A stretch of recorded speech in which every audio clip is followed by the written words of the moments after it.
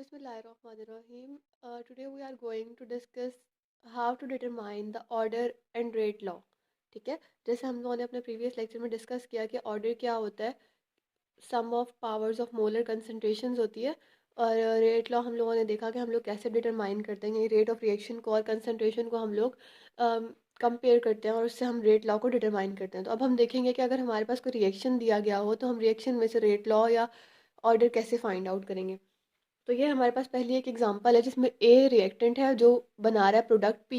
अब हमने क्या करना है, हमने डिटरमाइन करना है इसमें से रेट ऑफ रिएक्शन यानी कि रेट लॉ भी हम कह सकते हैं। रेट लॉ या रेट ऑफ रिएक्शन हमने कैसे डिटरमाइन करना है, हमने देखना है यहाँ पर रिएक्टेंट सिर्फ और सिर्फ एक दिया गया है। ठीक है, एक रिएक्टेंट से हम लोगों को बताना है कि क्या प्रोडक्ट वो बना रहा है या उसका रेट क्या होगा। तो हम लोगों ने क्या किया, एक ही दिया हुआ है माइनस डी। हम लोगों को पता है माइनस हम लोग क्यों लगाते हैं, क्योंकि रिएक्टेंट्स जो हैं वो कंज्यूम हो रहे होते हैं, यानी कि रिएक्टेंट्स जो हैं वो कम हो रहे होते हैं और वो प्रोडक्ट्स बना रहे होते हैं, इसलिए हम लोग हमेशा नेगेटिव का साइन यूज़ करते हैं रेट ऑफ डिसअपेयरेंस के तौर पर। तो हम लोगों ने क्या किया, माइनस डी और ब्रैकेट में ए डिवाइड बाई डी टी यानी कि कंसनट्रेशन डिवाइड बाई टाइम। फिर क्या किया कि ये किसके इक्वल होता है, हम लोगों ने अभी पीछे रेट लॉ में पढ़ा कि इक्वल होता है के इंटू कंसनट्रेशन ऑफ ए। और इसकी पावर अगर आप लोग देख लें तो जिसके ऊपर पावर नहीं दी गई यानी कि उसके ऊपर वन है। ठीक है, हम ये कहते हैं ना जहाँ पावर नहीं है इसका मतलब है वहाँ पर वन है। तो इसके ऑर्डर को अगर हम लोगों ने डिटरमाइन करना है तो ऑर्डर क्या होगा, वन। इसी तरह हमारे पास एक और रिएक्शन है जिसमें हमें दिया है टू ए बना रहा है प्रोडक्ट, या फिर हम कह सकते हैं ए और बी बना रहे हैं प्रोडक्ट्स। तो जब टू ए की अगर हम बात करें तो हम इसका रेट जो है वो कुछ इस तरह से लिखते हैं, माइनस डी इंटू ए ओवर डी टी। फिर हमने क्या किया, ये ए जो है ना ये मतलब ये रिएक्शन वाले को नहीं डिटरमाइन करा, ये एक जनरल इक्वेशन हमें बता रहा है, फिर हम ए की जगह पे वैल्यू पुट करेंगे। तो ये हो गया इज इक्वल्स टू के, ए के ऊपर आ गई पावर, टू था ना यहाँ पर, तो इस टू को हम एज अ पावर बना के लिखते हैं ऊपर। और आप लोग एक बात याद रखें कि जो मैंने बताया था कि ऑर्डर में एक्स प्लस वाई को हम प्लस करते हैं तो वो ऑर्डर बनता है। तो x प्लस वाई, ये वैल्यूज़ आप सोच सकते हैं ये वैल्यूज़ कहाँ से आएंगी, तो ये वैल्यूज़ हमें एक्सपेरिमेंटली पता लगती हैं। आप लोग अंदाज़ा नहीं लगा सकते कि मतलब ये वैल्यू कहाँ कैसे आएगी या इसकी क्या वैल्यू होगी, क्योंकि ये वैल्यूज़ जो है वो एक्सपेरिमेंटली हम लोग डिटरमाइन करते हैं एक्स और वाई की वैल्यू, फिर उसको ऐड करके हम बताते हैं ऑर्डर ये होगा। तो यहाँ पर देखें ए की पावर है टू, तो मतलब कि हमने पढ़ा था ऑर्डर बताना है हमने, तो वो क्या होगा टू, मतलब कि जो पावर में होगी चीज़ वो ऑर्डर होगी। और अगर एक रिएक्टेंट होगा तो फिर ऑर्डर भी मतलब एक वैल्यू उसी से डिटरमाइन होगी, और अगर दो होंगे तो फिर हम सम करेंगे। जैसे अगर हमने यहाँ पर जो हमने पढ़ा ना टू ए वाली के लिए ऑर्डर टू होगा, अगर ए और बी दो रिएक्टेंट्स होंगे तो फिर क्या होगा, अगर ए और बी दो रिएक्टेंट्स होंगे तो हम दोनों को सम कर लेंगे, इसके ऊपर भी पावर वन है इसके ऊपर भी वन है तो हम ऐड कर लेंगे तो टू बन जाएगा। ठीक है, तो मतलब कि इसका ऑर्डर टू आ गया। नेक्स्ट हमारे पास एग्जाम्पल है कि थ्री ए बना रहा है प्रोडक्ट, या फिर टू ए और एक बी बना रहा है, या फिर ए बी सी तीन रिएक्टेंट्स बना रहे हैं, या फिर ए बी सी डी चार रिएक्टेंट्स प्रोडक्ट्स बना रहे हैं। तो इन सब के लिए ऑर्डर जो है वो थ्री होगा। अब सबके लिए थ्री कैसे होगा, चलिए इसमें तो समझ आ रही है कि ए की पावर थ्री है तो ऑर्डर थ्री है। यहाँ पर सबकी पावर एक एक है, सबको ऐड किया तो थ्री है। यहाँ पर एक की पावर टू है और एक की पावर वन है, मतलब कि टू प्लस वन थ्री हो गया। तो यहाँ पर लेकिन ऐसा कैसे है, यहाँ पर ऐसे है कि जब भी कोई एक चीज़ एक्सेस में प्रेजेंट होती है, हम लोगों ने आपको शायद याद हो, आई थिंक सो हमारा थर्ड या फोर्थ लेक्चर था, उसमें हम लोगों ने ये चीज़ बताई थी कि जब भी कोई एक चीज़ एक्सेस में प्रेजेंट होती है तो हम लोग उसको कंसीडर नहीं करते, क्योंकि उसमें छोटी सी अमाउंट उसमें से आप यूज़ कर लें तो उसमें कोई फ़र्क नहीं पड़ता। तो इसलिए रिएक्शन जो है वो उस चीज़ पर डिपेंड नहीं करता। फॉर एग्जांपल अगर यहाँ पर वाटर प्रेजेंट होता है तो वाटर एक्सेस में प्रेजेंट है अगर, तो फिर रिएक्शन वाटर पर डिपेंड नहीं करेगा। इसीलिए यहाँ पर हम सी का कंसीडर नहीं करेंगे, one two sorry A B और डी का कंसीडर करेंगे, तो हम कहेंगे रिएक्शन जो है वो थर्ड ऑर्डर है। उसके बाद हमारे पास एक और एग्जांपल है कि अगर ये देखें हमारे पास ए प्लस बी जो है वो प्रोडक्ट बना रहे हैं, तो रेट किसके इक्वल होगा, रेट लॉ ये है कि rate is equals to k into ए की कंसनट्रेशन और बी की कंसनट्रेशन। अब ए के ऊपर भी वन है बी के ऊपर भी वन है, तो हमने कहा मॉलिक्यूलैरिटी कितनी है इसकी टू, और ऑर्डर कितना है इसका टू। ठीक है, और अगर हमारे पास एक रिएक्टेंट हो तो हम कहेंगे rate is equals to k into ए, मॉलिक्यूलैरिटी कितनी है टू, और ऑर्डर कितना है वन। ठीक है, तो अब हम कहेंगे कि ऐसे कैसे हुआ, क्योंकि उसने हमें ऊपर कंडीशन दी है कि मॉलिक्यूलैरिटी आपकी टू ही है इसमें भी और इसमें भी, ऑर्डर वन किस में होगा, तो इसमें ऑर्डर वन होगा। और ऑर्डर वन क्यों होगा, क्योंकि कोई एक चीज़ जो है वो एक्सेस में प्रेजेंट है तो हम उसको कंसीडर नहीं करेंगे, इसीलिए हम कहेंगे कि मॉलिक्यूल्स तो दो हैं लेकिन उसका ऑर्डर जो है वो वन है, यानी एक चीज़ पर डिपेंड कर रहा है। तो हमने कहा rate is equal to k into A, constant होगा, रेट इज इक्वल टू के ए।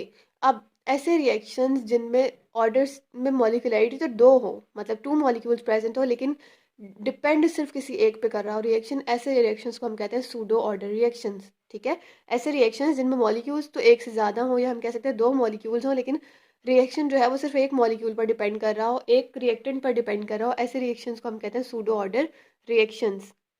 नेक्स्ट हमारे पास यहाँ पर जो एग्जांपल्स हैं, इनसे हम लोग डिटरमाइन करेंगे कि अगर हम कंसंट्रेशन को डबल या ट्रिपल कर देते हैं तो उससे रेट ऑफ रिएक्शन पे क्या इफेक्ट पड़ता है, ठीक है। तो इसके एक हम एग्जांपल लेते हैं कि यहाँ पर हमारे पास प्रेजेंट है A+2B बना रहा है प्रोडक्ट। तो अब जब हम इसका रेट लॉ लेंगे तो रेट लॉ बनेगा rate is directly proportional to concentration of A and concentration of B, और B की पावर क्या है 2, मतलब यहाँ पर 2 मोल्स है तो हमने लिखा 2, ठीक है। तो अब हम अगर देखें order with respect to A, जब A की रिस्पेक्ट से ऑर्डर देखें तो बनेगा n A is equals to 1, क्योंकि इसकी पावर कुछ नहीं है तो मतलब जहाँ कुछ नहीं है वहाँ 1 है। फिर है order with respect to power B, जब with respect to power B देखेंगे तो बी के ऊपर क्या है 2, मतलब कि n B is equals to 2, तो इन जब दोनों को ऐड करेंगे तो ऑर्डर बनेगा 3, ठीक है। अब हम क्या करते हैं, हम देखते हैं कि अगर हम इसमें से ए की कंसंट्रेशन को डबल करें तो क्या बनेगा। ये तो हमें पावर्स दी हुई थी ना उन्होंने कि यहाँ 1 है यहाँ 2 है, तो हमने बता दिया 3 बन रहा है। अगर ना दिया हो तो हम क्या करेंगे, यहाँ पर देखें आर हमने कहा कि डायरेक्टली प्रोपोर्शनल है A1 के। अब देखें अगर हम इस ए को डबल कर देते हैं, ठीक है, जब हम इस ए को डबल कर देते हैं तो रिएक्शन क्या हो गया, डबल। जब हम इस ए को 3 टाइम्स कर देते हैं, यानी कंसंट्रेशन ऑफ ए को हम 3 टाइम्स कर देते हैं, तो रिएक्शन क्या हो गया 3 टाइम्स, ठीक है। तो हम देखेंगे कि जब डबल से डबल हो रहा है और हम रिएक्शन 3 टाइम्स कर रहे हैं तो वो 3 टाइम्स इंक्रीज हो रहा है, तो इसका मतलब है कि ये फर्स्ट ऑर्डर, यानी इसके ऊपर 1 होगा, ठीक है। अगर हमें एक्स नोन नहीं है तो हम क्या करेंगे, हम उसके अमाउंट को डबल करके देखेंगे। इसके बारे में भी हम कुछ न्यूमेरिकल्स करेंगे तो आपको ये बेहतर तौर पर समझ आएगी। फिर है आर प्रोपोर्शनल टू बी का स्क्वायर। अब जब हमने रिएक्शन को डबल किया, यानी कि ऑलरेडी 2 था ना, 2 के ऊपर हमने जब स्क्वायर डाला तो रिएक्शन 4 टाइम्स हो गया, और जब हमने इसको 3 टाइम्स किया तो रिएक्शन 9 टाइम्स हो गया, ठीक है।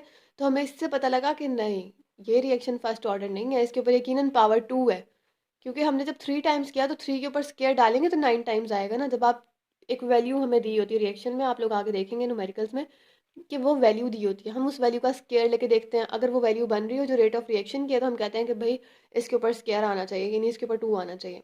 और अगर ना बन रही हो फिर हम 3 से मल्टीप्लाई कराते हैं, 4 से मल्टीप्लाई करते हैं, चेक करते हैं कि कहाँ तक ये डबल हुआ है या ट्रिपल या फोर्थ हुआ है पावर।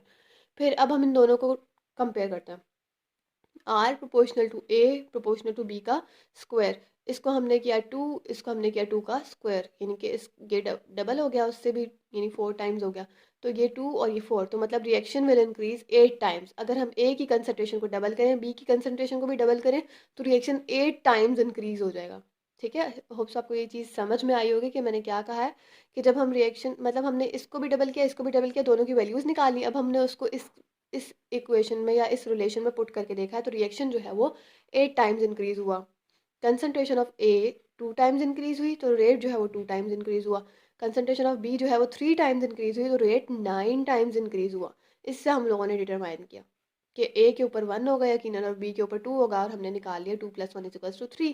यानी कि ये सारा प्रोसीजर क्या था कि अगर आपको ए की पावर दी हो x और बी की पावर दी हो y, और आपको नीचे वैल्यूज़ दी हुई हो कि भाई ये वैल्यूज़ आ रही हैं, तो हम क्या करेंगे, देखेंगे ए को डबल किया, अच्छा तो पावर रिएक्शन रेट पे क्या इफेक्ट पड़ा, फिर बी को डबल किया रिएक्शन रेट पे क्या इफेक्ट पड़ा, फिर ये वैल्यूज़ निकालेंगे। तो ये एक शॉर्टकट था उसके लिए। तो नेक्स्ट हम इनके देखेंगे कि इनके न्यूमेरिकल्स कैसे होते हैं। उससे पहले हम लोग देखते हैं कि इसका फॉर्मूला, सॉरी इसका यूनिट क्या होता है। तो हम पहले यूनिट के बारे में बात कर लेते हैं। तो अब हम देखते हैं कि ऑर्डर ऑफ रिएक्शन का यूनिट क्या होगा। ऑर्डर ऑफ रिएक्शन का यूनिट निकालने के लिए हम लोग वही जो हमने पहले डिराइव की थी इक्वेशन, हम लोग एक बार दोबारा देखते हैं कि यहाँ पर हमारे पास एक रिएक्शन दिया गया है, जिसमें रेट जो आ रहा है वो आ रहा है equal to k into concentration of A and concentration of B, ठीक है। अब इनके ऊपर है एक्स वाई, कंसनट्रेशन ए और बी दोनों कंसनट्रेशन है तो हम इसको कंसनट्रेशन लिख देते हैं और एक्स प्लस वाई कर देते हैं ऊपर, क्योंकि हम लोग इसको एक्स प्लस वाई लिखते हैं।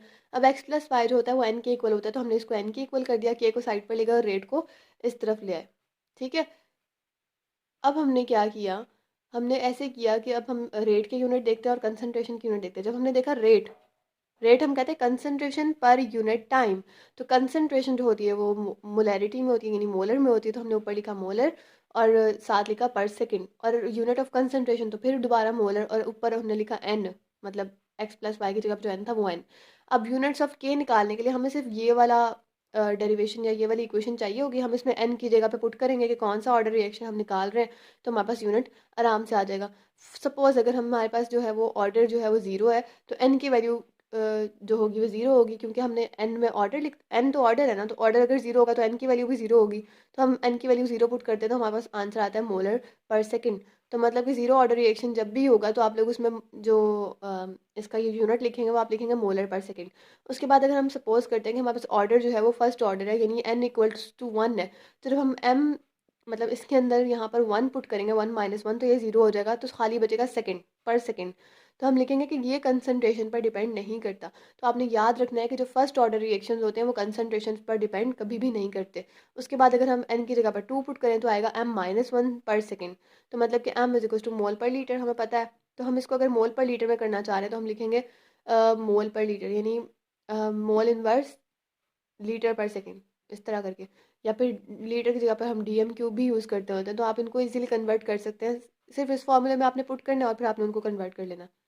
यूनिट ऑफ के की अगर हम बात करें थर्ड ऑर्डर रिएक्शन के लिए तो आएगा एम वन माइनस थ्री पर सेकेंड, तो एम माइनस टू पर सेकेंड इसका आंसर आ जाएगा। तो ये थे हमारे पास ऑर्डर ऑफ रिएक्शंस के कुछ यूनिट्स।